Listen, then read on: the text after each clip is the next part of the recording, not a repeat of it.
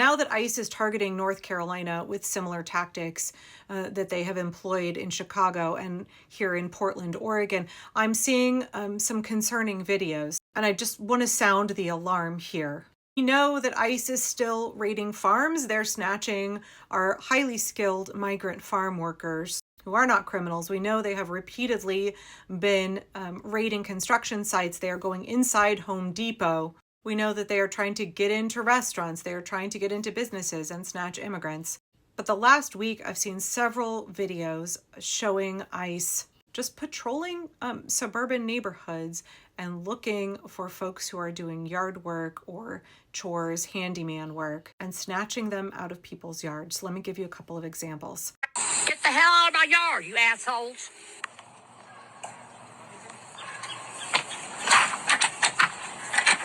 Randy, they're in our yard.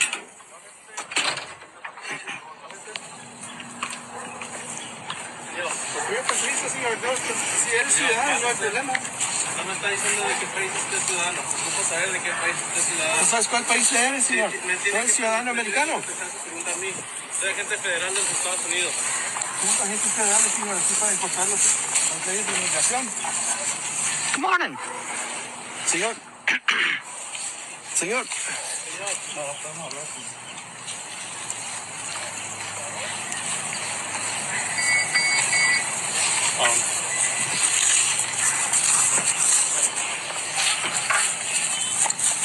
Yeah, run away, you chicken shits.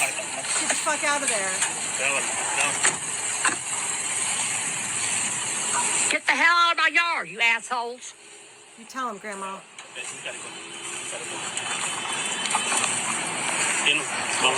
Yeah, just go home. Call my wife, please. Yeah, grab it. Grab it. Okay, I gotta go. We'll take care of you go.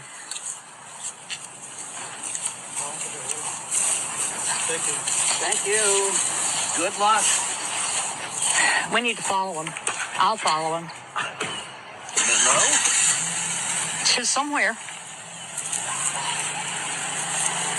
This is how you be an ally to immigrants right now.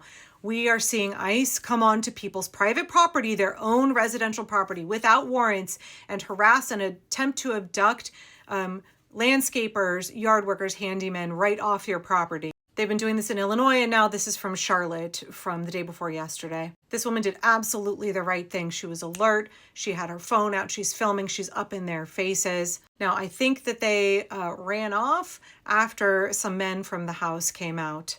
She was not going to let that happen. Confident, good morning. What are you doing here? I would have probably said more, but what she did was really necessary and really brave. We have to defend the folks who live in our communities who are being targeted by ICE. Please understand, they are coming into residential neighborhoods. They are patrolling here in Portland. They are patrolling around schools and around churches. We heard that they snatched folks from a church in Gresham. They're coming onto church property. They're coming onto private residential property. They are surrounding neighborhoods where schools are. Joe Biden had a policy that immigration and customs enforcement could not take people from schools, churches, or hospitals. Donald Trump removed that policy in January. ICE is repeatedly all around the country in hospitals, around schools, and definitely on church property. Here in Oregon, we are a sanctuary state, so they are not going into our schools. I don't want any parents who have children, if y'all are at risk, I don't want you to be afraid to send your kids to school. ICE is not getting inside a school building in Oregon. Teachers, administrators, they're all trained. That's not happening. Your kid is safe inside a school. Safe from ICE inside a school in Oregon. We have some of the strongest sanctuary laws in the country. Let's go back to ICE patrolling neighborhoods and trying to abduct handymen, landscapers, etc. I can't play the video with the sound because it has copyrighted music over it, but here you can see a landscaper, and ICE is literally chasing them up the front steps, and they run into the home of the person they're working for. And then ICE gives up because they don't have any warrants. They cannot take our immigrant neighbors without a signed judicial warrant that names the individual. But it doesn't matter. They're breaking the law left and right. Here in Oregon, they are breaking into people's homes and snatching folks that they don't have warrants for. That is illegal. Everything they're doing is illegal. And we cannot sit idly by and let this happen. Folks are organizing to stand up against this, but we have to be aware of where ICE is patrolling. I've heard a number of folks say that these guys are often subcontractors. They're basically like bounty hunters that are getting paid per head. I've not seen evidence from DHS that they are paying per head, but these guys don't have warrants. What they are doing is illegal. They can't just come and snatch people.